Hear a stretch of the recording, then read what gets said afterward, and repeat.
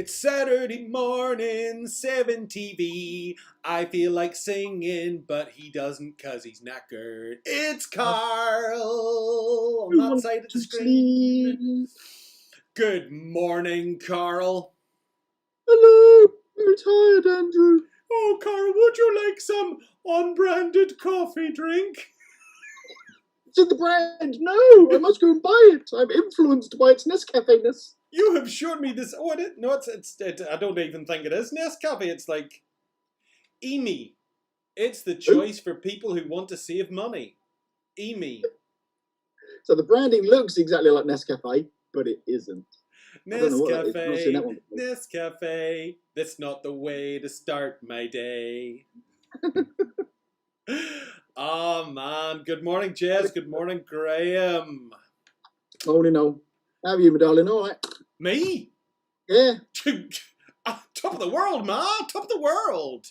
Very blurred today. You're in some sort of like an e-space kind of setup today.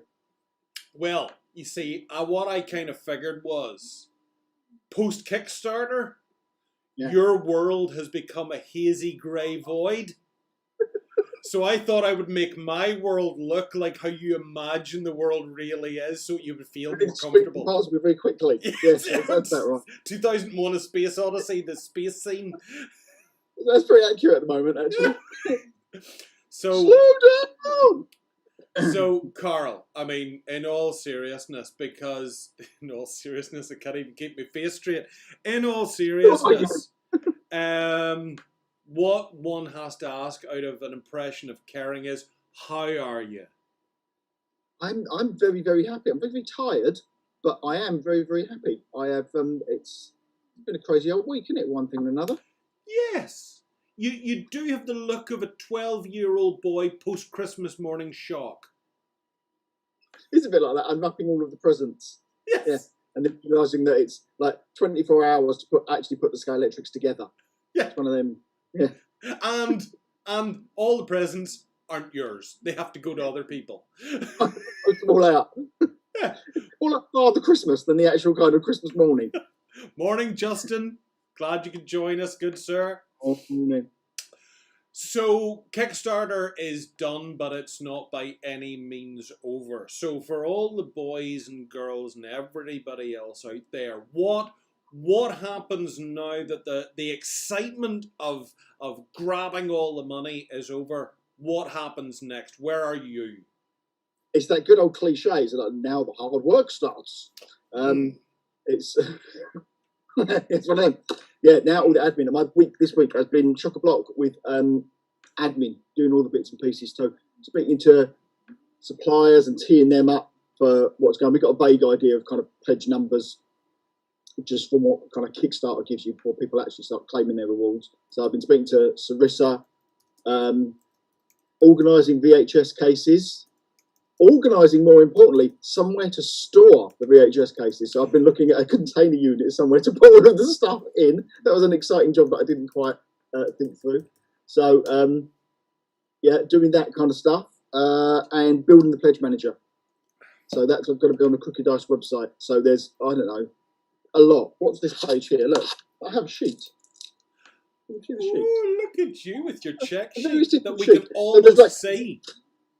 30 new products that have to go into the store, and then the different levels of shipping and all of it. So it's really dull admin-y kind of things in there. That I've been building that, so that will be ready. That might be ready to launch over the next couple of days with any luck, and then it will be sending out all the discount codes to people. Is the next big job. Yeah. So there's 500 odd codes to send out. Yeah, so it's a big cut and paste job for about the next 3 days. It's a spreadsheet, Kickstarter thing over here. Boom. So they'll go out in batches of like 25 to 50 a go, I suppose, over the next few days. So you can look at Pledge Manager, and if you're a late backer, fab, go in, buy what you want. But if you're not, then hold on to you to get your code. I have visions of, like, you know, some guy from Games Workshop watched this morning. I like to quietly believe that Games Workshop watches every other games company, no matter how big or small, because, you know, one day they might be a threat. And somebody sitting this morning going, okay, so this guy's in his own 30 new products in the next 30 days. Why are we able to do this? We're a massive global organization. He's just a buffoon. Yeah, it's as glamorous, literally, as me doing cut and paste. It's not. It's you know. It's as not the high glamorous end as you of game look right design, I can tell you now. that much. Yeah, exactly. So yeah, so it's getting them ready, it's sending that out, and then once you've got your code, you can go on the pledge manager and start getting your stuff. But I'll send a post out and what have you about exactly what you need to do with all that, so it shouldn't be too bad. Now, putting on the serious BBC head and asking the questions that matter to the people today for tomorrow. How have you found the whole issue of British exit and postal rates affecting your plans for global dominization, Karl? Dominization. That's my favourite bit. It was going really well until dominization. Dominization! I did put a post out about that the other day, just to explain to people how it works, because I was building the pledge manager. It's a lovely old website in there, in the way that we have to do it. But yeah, post has gone up like 4 times last year, I think. So it's just making sure that we try and get a flatter rate and keep it as fair as possible for everybody, but also making sure that over 500 pledges, we don't bankrupt ourselves by kind of getting the rate in, because it's my postal bill on a normal month is about £1,000. So when it goes up, that you just got to make sure that you don't kind of do it wrong, basically. Yeah. Oh, yay! We lifted 44k in the Kickstarter. Postage cost us 62k. What? There were cases of that, weren't there? Back in the day when Kickstarter started, we'll offer free shipping. Oh no, you're shipping 1,000 things like all over the world. This is before the last 2 years. And some people did come a cropper of that. Yeah. So I've taken a bit of time doing it, but our website is a bit weird. It doesn't do it by weight; it does it by like price bands and stuff. So I have to add the difference between what it costs to send out by the postage, like so the postage rates, and then what it actually costs, and then add that onto the product. So it's a bit dull, but I put a postage update about it yesterday to explain to people. But I just want everyone to know you're not getting ripped off, and you're not paying kind of twice for postage. You're sort of paying in 2 places. I'm not quite sure how a reassuring slogan. I don't want people to get ripped off. I'm trying to be fair. I'm trying to be transparent and do it right. Oh, don't use words like transparent. The government use words like transparent. Look what happens to them. You want to say things like, I'm trying to obfuscate this so that people don't really see what the costs are. And they'll be like, all right, okay, then that sounds fair. He knows what he's doing. Karl's keeping things from us, but at least he's telling us he's keeping things from us. That's the sign of honesty. That's what I'm doing. It's the opposite of what I'm trying to do. I know you're not. But, like, you know what? It's like I always say, it wouldn't matter. You stood in the street with a big placard outlining it in 2 simple sentences.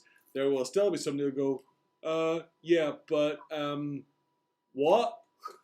Yeah, I know. And it's not the most simple thing to get your head around, to be honest with you. It's because there's a big cost with it. That's what always worries me. To ship that stuff out, because it's so heavy, the MDF stuff, you know, it ain't cheap, really. Yeah. So I just want to make clear to people that we're trying to do it as cost effective as we can. The real difficulty is we can't give you accurate costs for like the rest of the world and USA people, because there's 30 different things that you might want. There's the pledge, and then there's the add-on bits. If you want to add single buildings or whatever, yeah.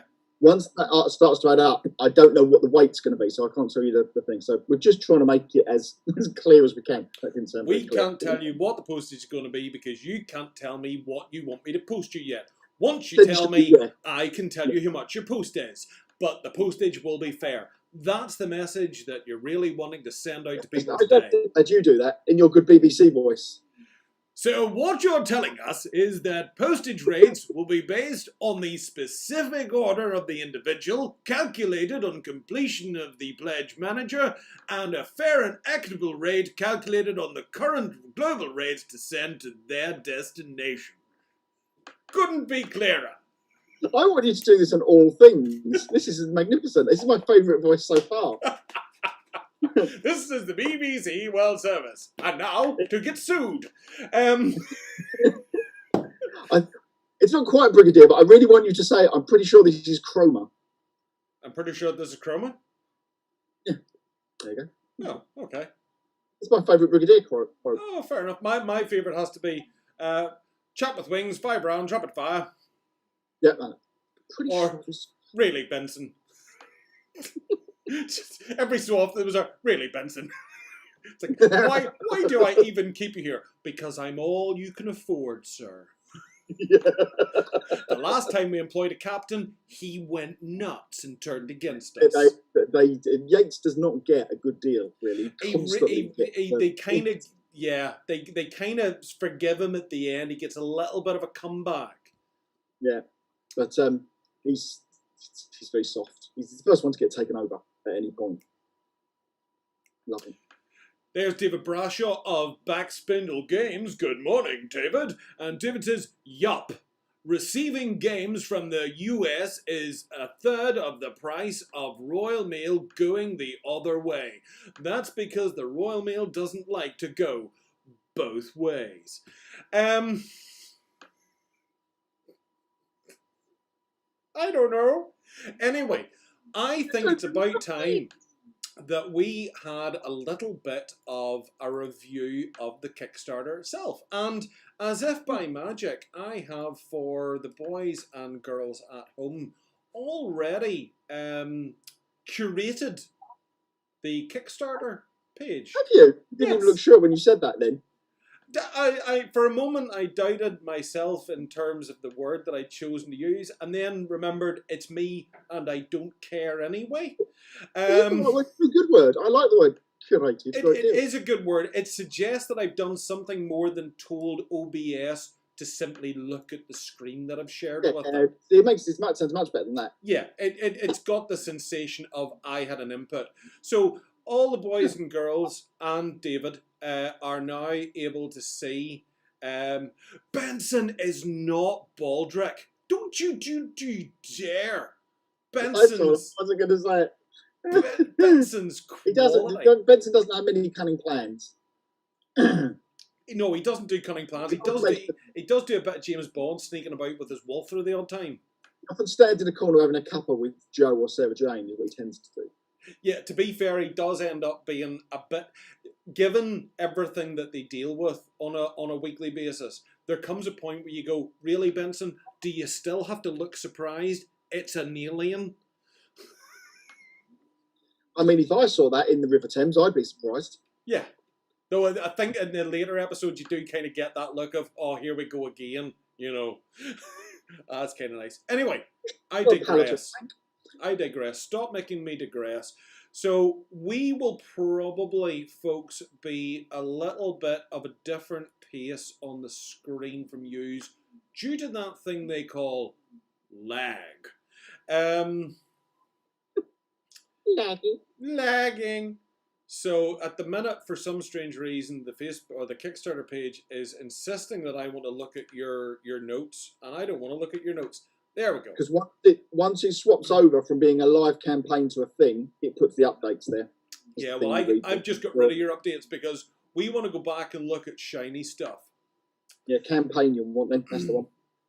So, in case everyone is kind of going, we all know what's in it. Yes, you all know what's in it, but there's still people late to the party. You can still get late pledgers into the project. We are not offering late pleasures. I can tell you that much. I assure you, Karl, everything we buy from you is a late pleasure. I'm not popping around in the wee hours for that kind of nonsense. I'll tell you that much. You live rent-free in our head. So, for the advantage of anyone who kind of missed the boat, again, relevant, Lurkers from the Deep, little sort of rules light expansion to the pulp universe. And it gives you a campaign that's going to dive you right into a mythos-based adventure. A little bit H.P. Lovecraft going on there, and we'll talk more about H.P., not the sauce, later. So if you dived in or want to dive in now, there's the VHS cassette box bespoke rule set. Comes with its own Ouija board. Brackets, not really a Ouija board. Look, he's slipping one in. They can't see you at the minute. They can't actually see you at the minute. No, they're looking at the computer screen. They're actually looking at the real VHS box. Brilliant. I've just swapped the screens. They are looking at you now. Now I've swapped it back. They can't see me now. So we've got damn, you autocorrect. I like it, Benson Benton. That's all good. So there's that. So you can chip in like a couple of quid, and you buy really cool cards and really cool Ouija board and nice things, and there's dials and stuff. VHS retro packaging. I'd love to have been the guy or the girl in the factory when your order came in and somebody went, "Here, Jimmy, we've just had an order for like 500 VHS cassette boxes. Where for? For England. Shakers Brit accents hit them really hard." We've got any Betamax. They're going back to VHS. I don't know why I'm from Scotland. If I told you how much it was to ship those from the United States, it would turn your hair white. I can tell you that much. I can imagine. So you can still buy VHS cassette boxes in America. Yeah. They've got all sorts over there. It's they're just an 8-track probably, I'd imagine. Not that I've ever actually seen one of those in working order. I've seen one. I don't know if it's in working order because I didn't have an 8-track player to stick it into because, who would? Anyway, stop trying to derail this conversation because we need to stay focused. There's stuff to get through here. So you're as focused as a banana. Right, so stretch goals. For some reason, we've come to stretch goals first. I don't really quite know what's going on with Karl's page. It's doing weird things. Oh, you're scrolling down. I can see you scrolling. Oh, I'm scrolling. You see, we've got overview videos and all that. There's no point watching any of that. They can watch all this themselves. Yeah. So there we go. So there's our stretch goals. So we hit all of those, and I had to have some more. So we've got our postcard. That's in the bag. 2 postcards? No, 1 postcard? 1 postcard. 1 postcard. The fisherman's work hut and his shed and his little sort of boat that he's building is unlocked. We added in there, so you've got all of the buildings that you can get from Suicide in a big bundle. So if you went in big, like Andy did, in there with the producer's pledge or an MDF only one, you'll get all 12 buildings anyway. But just want a single one here and there. We unlock them as you went through the campaign. So there are 10 or 12 different kind of sets and bundles of things that have all been unlocked that you can buy as single deals, as it were, as they're shown there. So boat builder, the refinery, there's a house and mansion and a derelict version of that and the refinery. The lighthouse, and there's the tabernacle as well, I think. And then there was another bundle we added in as well. So there's loads there, and then a load of individual sets you got. Yeah, because we got a ton of people too. I thought my roof was about to come in.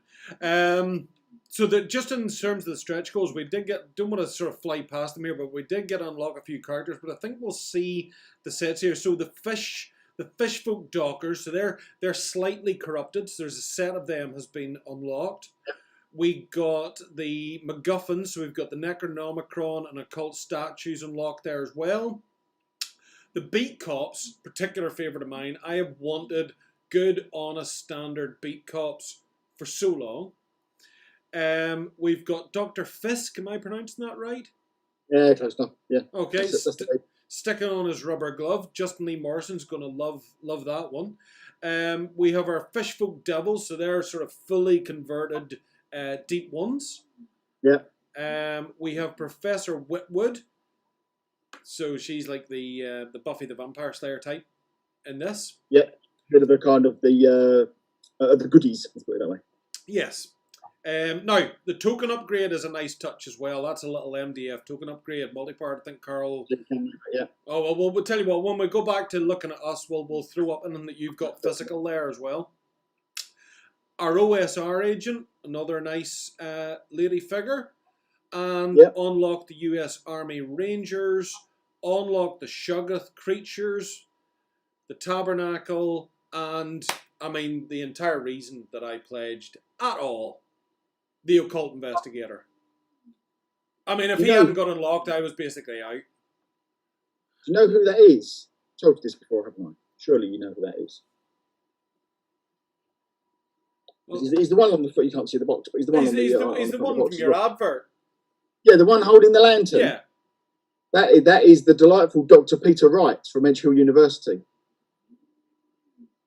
Right, the miniature's fatter. He's got many layers. That's Right, layers. And a big coat. But he's got the infamous Dr. Peter Wright belt buckle on.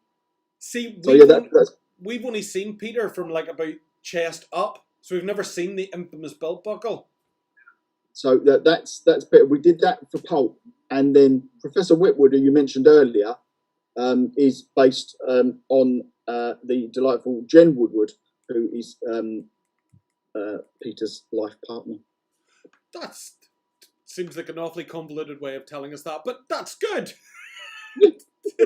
Just seemed to take a long time to get convoluted. that bit of information. It is, Jez, it is a fair whack of stuff. Oh, and I noticed that Graham Rigg's dad had an 8-track. No, Graham, he just figured out, as many fathers do, to tell their child that the car can only play the same 8 songs so that he didn't have to constantly change the radio every 5 minutes. We're driving to Blackpool, it'll take 6 hours, and we're going to listen to these 8 Dolly Parton songs the whole time. So yeah, that is a fair whack of stuff. Now, if we just dance down here briefly, we get a little bit of a look at all the buildings in their glory. And it's nice because you've got like the intact and the damaged version, so you can kind of do pristine or blown to heck, rotted to heck, whatever you want to call it. And there's another bundle that we got later on, which is I think we called it Downtown Marshport in there, and that's got a load of the wrecked buildings in it as well. So if you want to go down that route, because they're a good range called, I just think it's the old West Range, is like a ghost town, but I thought they were quite fitting, and that's where we sort of started from, that sort of design for derelict and rotting. There's a little look for you ones at home of the interiors, including the interiors of the sort of the dock factory and stuff. So I mean, you can go absolutely crazy with it. I mean, this project for me has always been one that had entry points for so many different people. If you were big into your miniatures, actually, funnily enough, a miniatures only pledge was the only pledge you didn't do. You could pledge and then buy all the miniatures separately, but there wasn't yeah, you can buy the sets separately if you want to. Yeah. But the bundle of terrain in this is such a saving on the normal. And there it goes. There's the builder's boat shed. A wee close up of that. Scrolling up for you. Sorry about the lag. I can't kind of do anything about that. There's our fishboat dockers. The soldiers on the buildings, on the new buildings that Sarissa did for us, I think there is it's about 60 odd quid saving on what they would be when they go into retail. And then on the existing kits that they had, they offered another like 20% off, I think. Yeah. For the already had in production, like that other bundle. So they were really, really generous. And they allowed us to chuck in the trucks as well as a late pledge goal. So if you're an MDF only backer or a producer backer, you just got another 15 quid's worth of MDF kits for free on top of that as well. Absolutely. I mean, I've put up pictures. I've got quite a bit of Sarissa stuff, and their gear is just beautiful to work with. We've done a couple of build videos, just filmed building the thing for the sake of it. And yeah, people seem to enjoy it. There's our Beat Cops. There's our Dr. Fisk.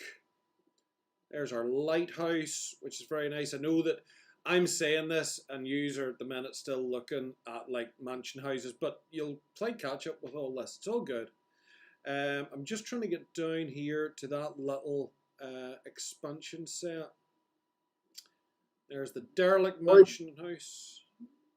While you're doing that, if it's got free slaps on it anywhere in there, and you spend more than 18 quid, that will automatically get added to your pledge. There won't be anywhere where you need to say include the freebies in there. They're going to turn up regardless. So there was 3 figures, the Brody helmets, for the Rangers, and the two little objective tokens, the Necronomicon and the Occult Statue, I think. Now that I can see the bigger picture of the Occult Investigator, I get it. I don't know if I'd have twigged it without you saying, to be honest. It's like the elusive Karl miniature in the Crooked Dice collection. Yeah, once you see it, you know what. To find my one. Yeah. But I didn't tell Peter I was doing that when we were doing Pulp. And so maybe we'll get to him. Where are we? There's our heroes. There's our G-men and women. There's our villain pledge, director pledge. I mean, really, to be fair, bar like the £18 that goes against the rules set on their own, which is nice. I mean, to buy any of those pledges is a good entry point, and then just add the figure packs that you want.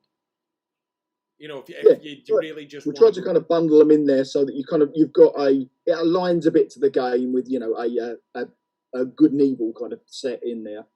But there's loads of other ones that we've got. I mean, I did think about even adding on other stuff because we've got like the Migo and the other bits and pieces which I could have chucked in, but there was already loads there that was themed just for this, so you didn't really need to kind of thin it out at all. There was almost too much to choose. That's why I saved myself the effort of choosing. And just went, have it all. And now you've added add-ons that probably are going to end up corrupting me from preventing me from eating for the next 3 months. That's why I have to. We added on little like resin stuff as well. So there's resin terrain packs in there, which will be right down the bottom once you get down. Yeah, I don't kind of want to I don't want to race through it because obviously you want folks to be able to see their bits and pieces. There were 4 songs with each track. There you go. I never. This is this thing with never having 8 tracks. Graham's just chipped in there. I never really got. I always just assumed it was like a cartridge. It was like a Nintendo cartridge nearly with 8 songs on it. But there was 4 songs on each track.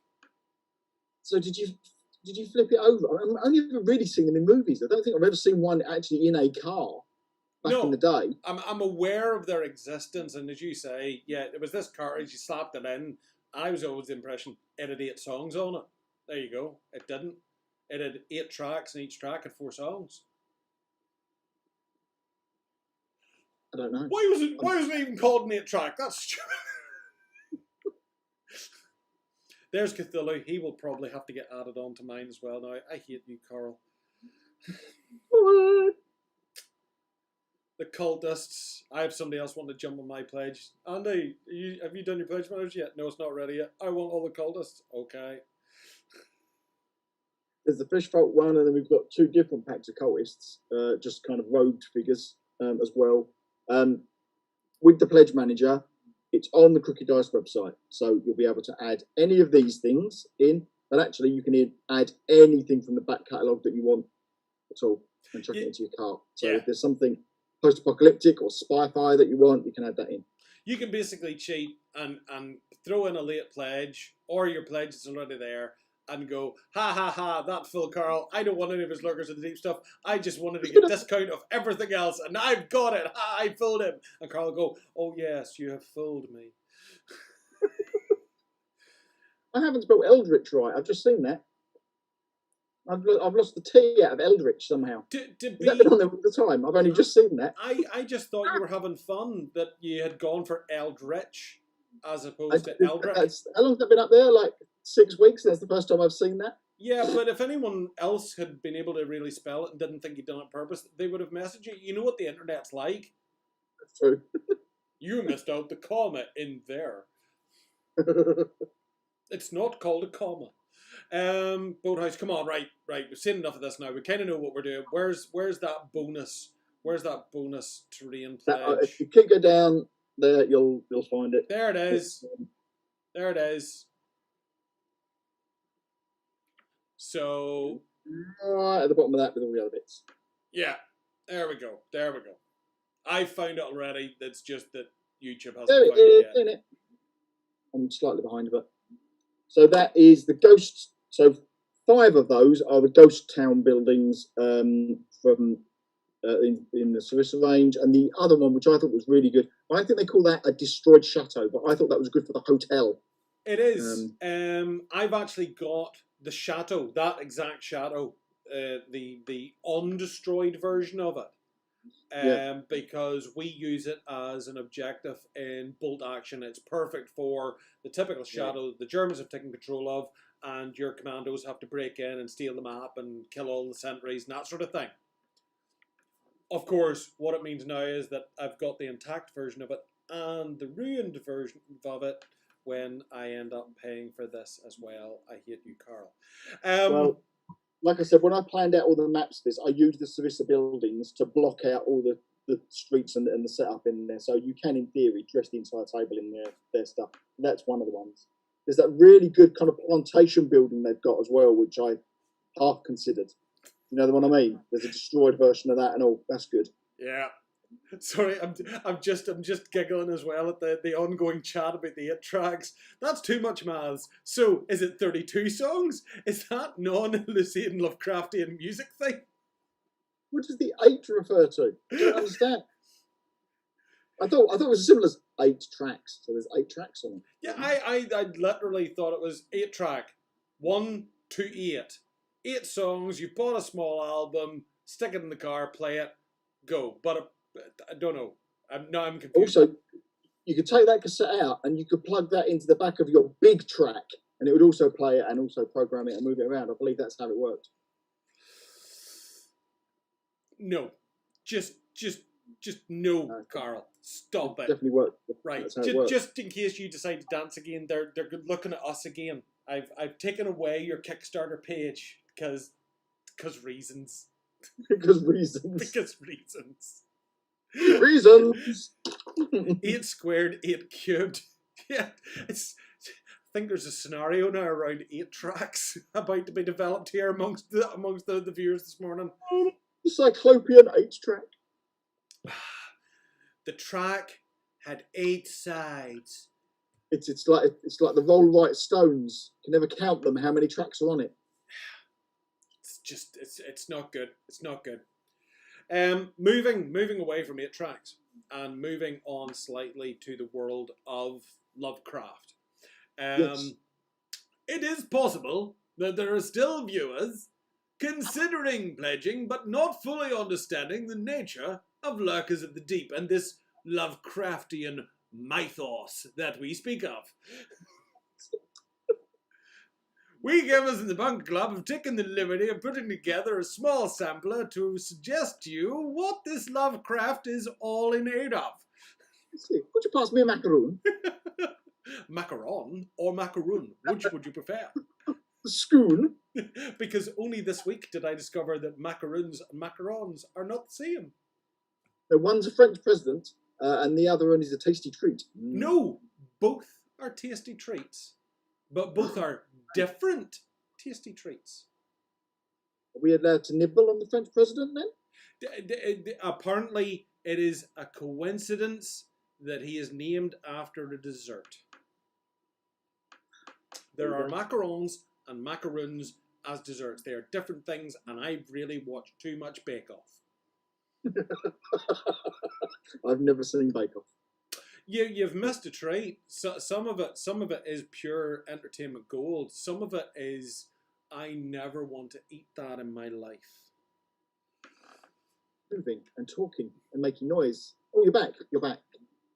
Oh, did I go quiet again? Did I? I don't know if it was me or you, but you just stopped completely. You did an extra max headroom and just froze for a brief moment. Maybe I just didn't speak. Maybe I've just had enough of all this. I think the BBC or probably Channel 4 just bleeped out anything to do with Bake Off. Not allowed to talk about Noel Fielding. Don't mention the hair. Okay, so we're going to nip over to... we're going to swap screens again. We've lined up 3 little samplers for you. I have checked, Leslie. We're allowed to do this. We're allowed to show you other YouTube videos. Yeah, because it's all on YouTube already. Oh yeah. You know, so it's not like we're putting up footage from something and saying, "Oh, look at this Star Wars film." We're going, "Look at this Star Wars film on YouTube." Different. I think I have, to save me trying to remember the names, I think I have left it that you will be able to see what channel it is, so you can give them a like or a subscribe or whatever. and go and watch it later or something like that there. So the first one is my personal favourite. I would like to say it's yours too, but you're too busy arguing about 8 tracks. And this one is the trailer for... On mute. This one is the trailer for Dagon. Dagon, nice.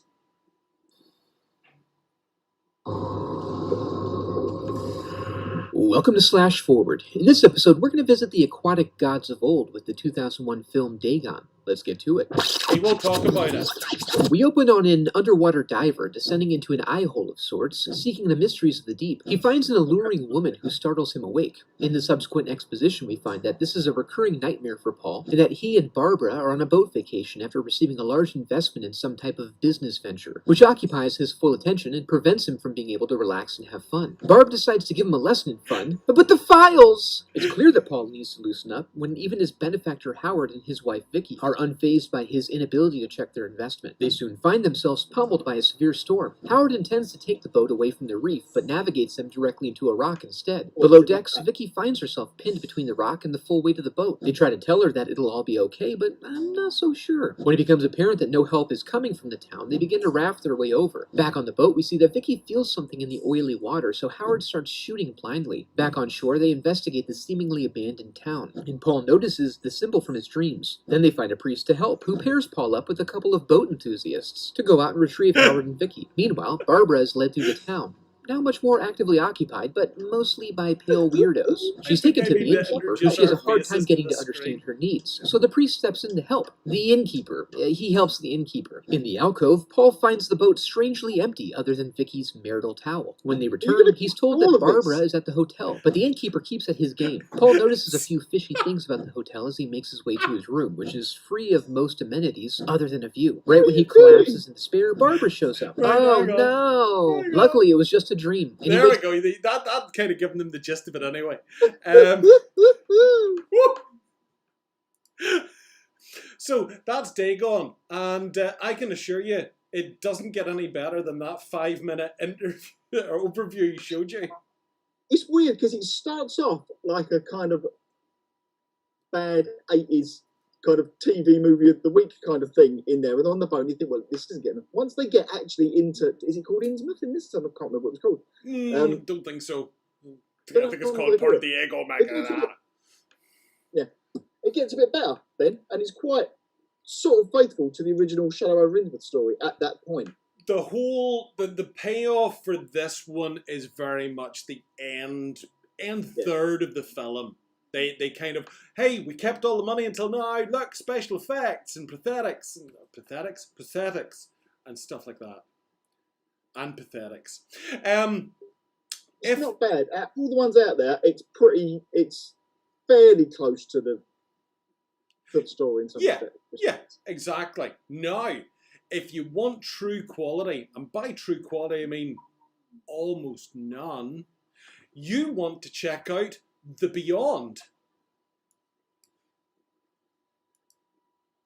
I've never seen this one.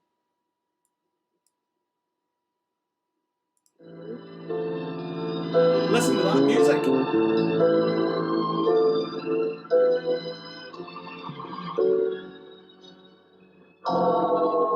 Weird woman with a dog, middle of the road. You are Liza, aren't you? Yes. My name is Emily. I've been looking for you. She's gonna be madly freaky.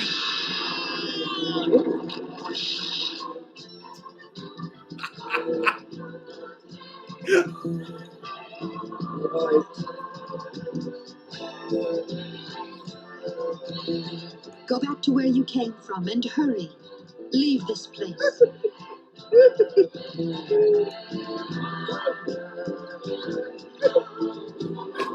think it's going to get quite gruesome after a minute. I'm going to stop it there because people might freak This out. £39 monocular telescope. Don't keep talking about stuff. That is the best fall off a ladder I've ever seen in cinema. It is pure gold, and the lightning inside the library and stuff like that there. We cut away just before somebody's eyes get popped out, because it is still I- breakfast time. It'd be too much manner. Yeah, well, oh no, I'm sorry. It looks like the eye literally just was on the cusp of being popped out, but we did cut away just in time to not make your breakfast cereal pop back up. I don't think I've seen that one. Oh, you've got to watch the Beyond. It kind of treats the world of Lovecraft as being real.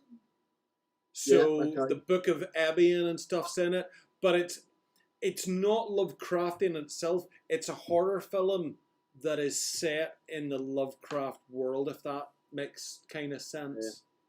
Yeah. It looks like late 70s, early 80s. Oh, it's late 70s, and it shows with every hemline and with every T-shirt and with every "Hey man, that's heavy" line that gets thrown out there. The last one is more of a classic and not likely to upset anybody of a delicate disposition. And that is, of course, the classic black and white Call of Cthulhu.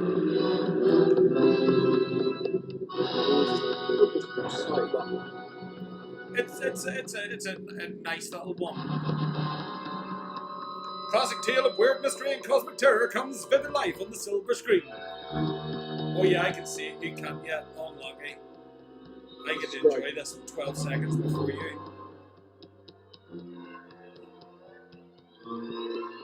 There it goes. You're getting to see it now.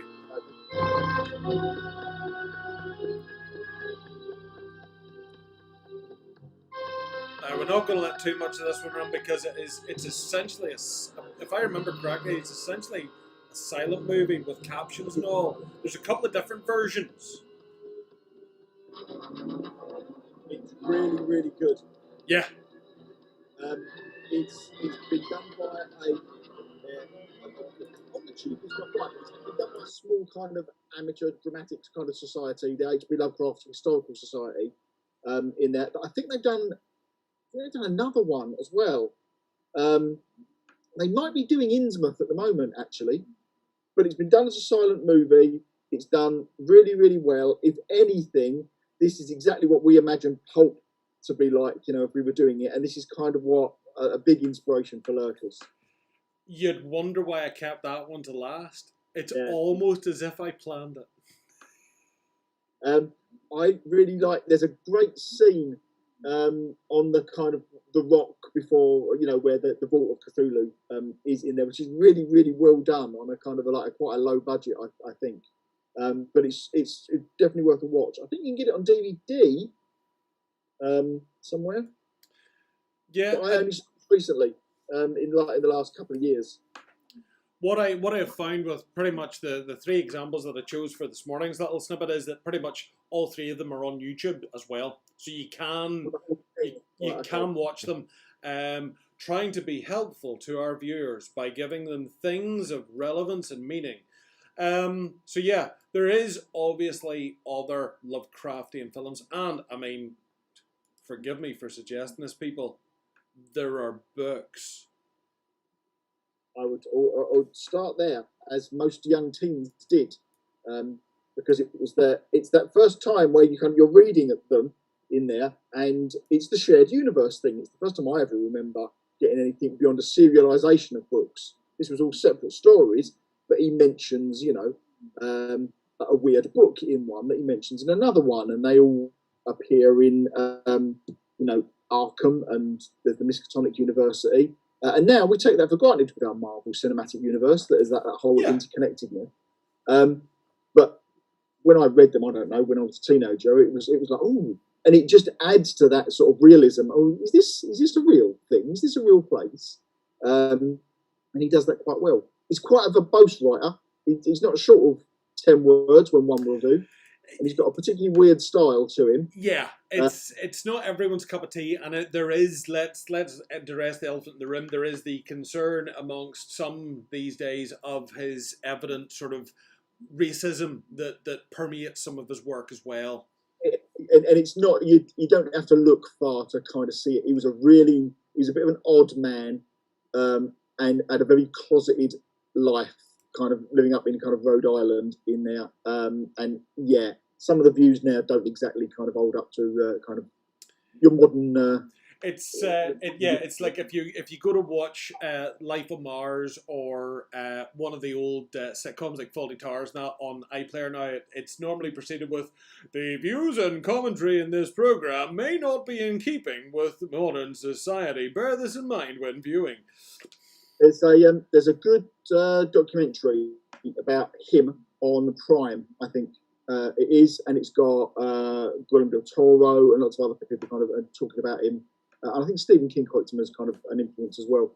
Del Toro does a good kind of description, say, view it like a fossil record of kind of what it is. It's not what we accept now, but it gives a thing. But even then, I wouldn't discount his writing completely because he's doing some quite kind of interesting things, but I don't think it takes much brainwork to figure out some of the kind of the themes that he's got. Sometimes are a little bit, it's eugenics and kind of interbreeding a bit. Okay, no, that's not quite right. But the overall world building thing, I think, is quite remarkable. And he opened up his work to loads of other writers at the time. Most of his stuff appeared in kind of pulp magazines, but he openly gave the kind of the world to other writers, and they wrote in Arkham and they wrote in that kind of thing with those sort of characters. And then he died quite young, and that was continued afterwards by another kind of. It kind of maintained the cycle. It set the template that ours could sort of fill the blanks in for. Yeah. The other thing, if you're preferring something of a more sort of factual basis to try and derive some ideas from, another little show that's worth kind of skimming through is it's on Amazon Prime, and it's called Lore. It's one of the free-to-view programs. It's a little series, but it explores the real stories behind different legends, myths, and lores. Yeah. And again, it just kind of maybe will give a few sort of seeds. I'm not sort of suggesting you'll walk away with a complete scenario in your mind, but it definitely give you some seeds to play with for games as well. It kind of have that gothic-y vibe going on with it too. And if you just sitting about and you want to listen to something, I can highly recommend. There's been 3 series of it now on the BBC, so it'll be on BBC Sounds. And there's Innsmouth, Cthulhu. Basically, there's 3 different stories that the BBC have done set in that, which I now can't remember what they're actually calling them.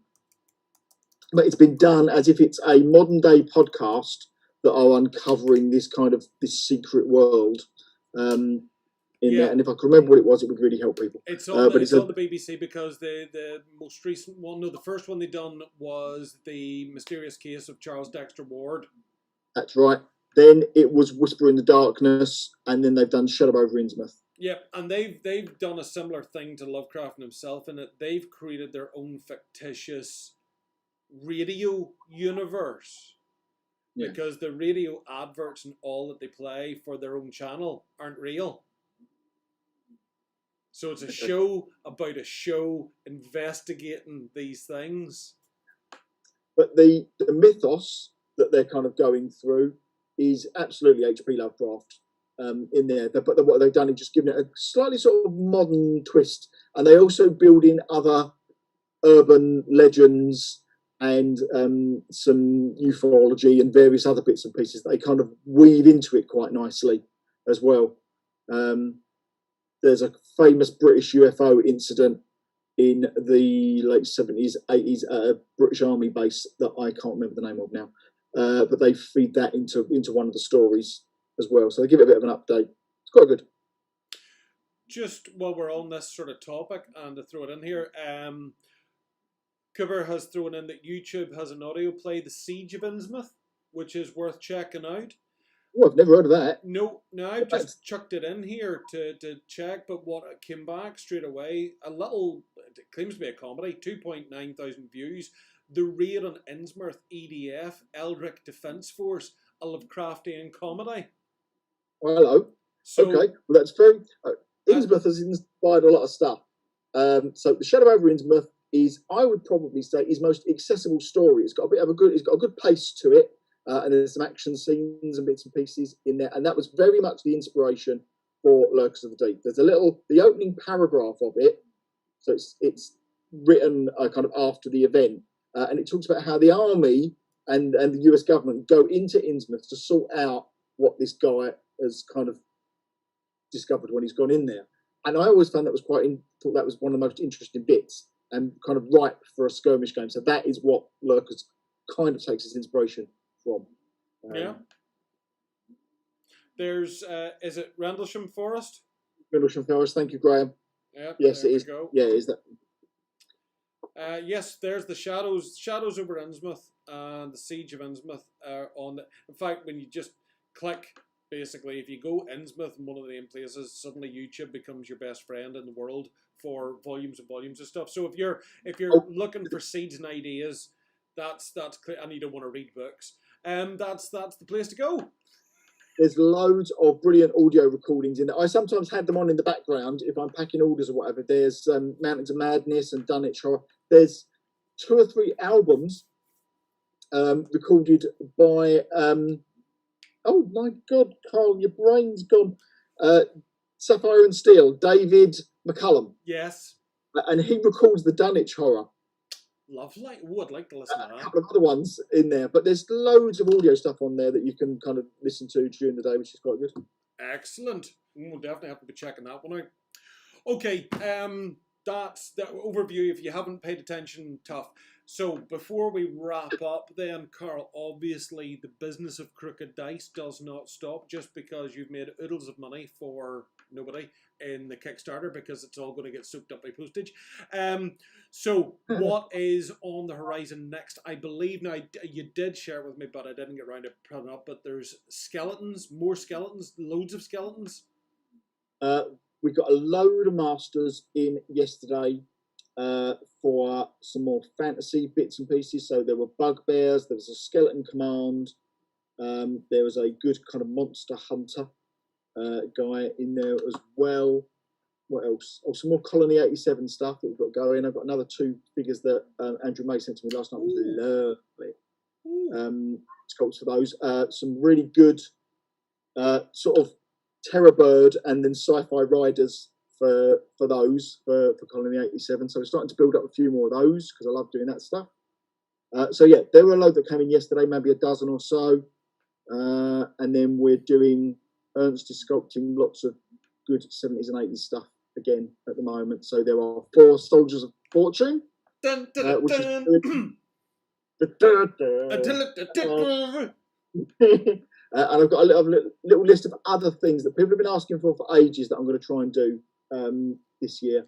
Finally, so, you're making me a Sandra Bullock miniature. Yay! Speed. Yeah. Oh, you've sent me a resin bus. There's loads of bits going on with that. We also put all the fantasy down to the printers this week. That all went as well as all the other jobs that was happening. So that's gone off. That's on track. And trying to find some time to write some other stuff. Me and Peter are pottering away in the background and a couple of other bits and pieces. Yeah. There's really only horror and Wild West left to go. You know, you've ticked all the other boxes.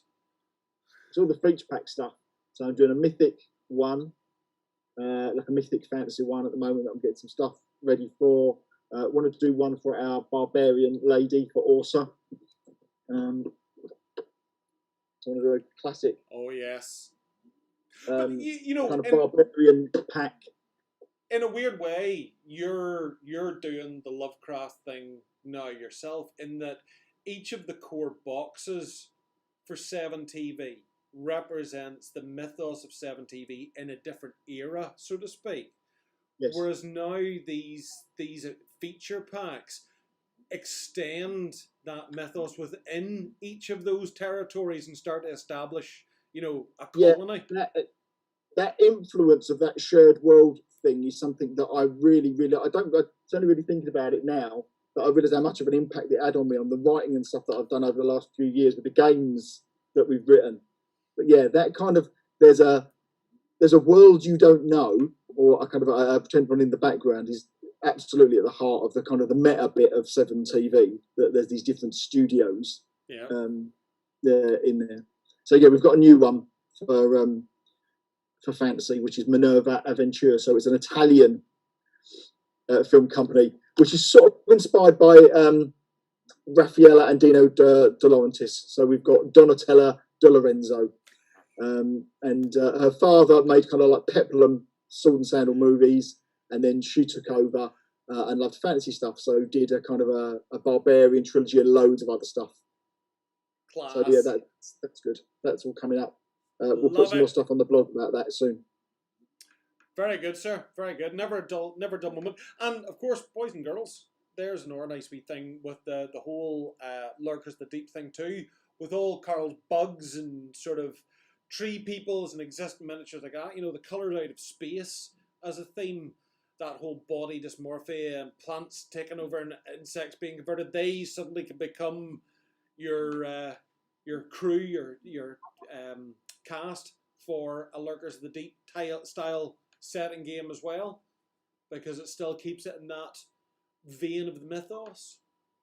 See, every miniature's got multiple uses. I'm currently working on a Galileo,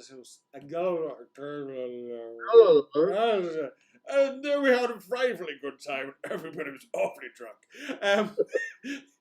A Galileo shuttle. Nice. Is that what, a 3D print? Yes, because one of the things that I've always wanted to be able to do in my little shared universe is everybody comes from the Enterprise to explore all my games of 7TV. and they're just wearing the garb of whatever planet is they're going down to do. Yeah, nice. Meta within layers, within an onion. Always however, an team. This is my 1 to 100 scale prototype. On the printer at the minute is the 30R 28mm scale one. It's all good. It's not like I've ever done a kind of a proper scale shuttle, like a model kit in the past. There is one, but not this size. It's bigger.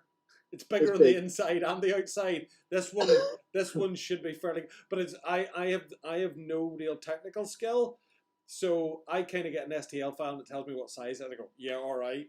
And then I bring it up on the computer screen, and then I lift a miniature and go, now, is it right? Is the door the right size? Yes, it is now. That's fine. Print. Always do it on the door. Always scale by door. Exactly. Because this looked like it should have been the right size on the screen when I didn't do the door thing, and as you can see, yeah, it's a bit small. It's a bit small. So this becomes an escape pod now. Nice. Never waste the resin. But yes, there we go. Boys and girls and boys, Beetle typewriters.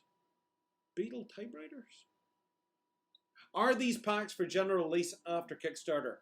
Yes. Yes, they are, Des. Yeah, they will be. Yeah. They're all going. Night of God, that's another show. Beetle typewriters. Wasn't that weird film? Wasn't there a weird film where the typewriter was like alive? Well, there's the Naked Lunch. That's the one.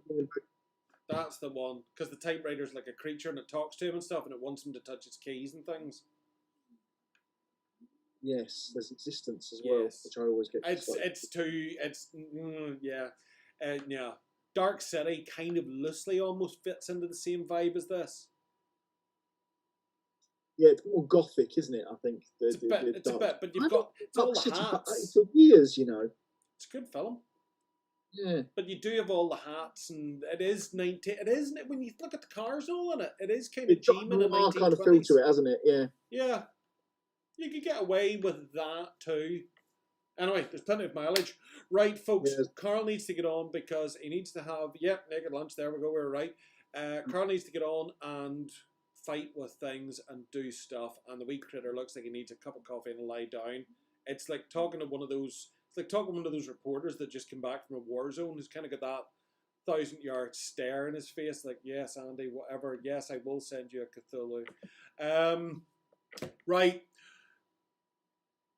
I don't know. We're done. And move sofas. That's what I'm doing next. Yeah, you've beds to build and stuff. I'm going to have another beverage because I'm on a liquid diet this morning. Yeah, I might have another coffee afterwards. Right, my darlings. Right, boys and girls. I'm going to run credits and we're going to leave you. It's been an absolute pleasure. Thanks for watching. Don't forget to subscribe. Don't forget to subscribe to Crooked Dice as well.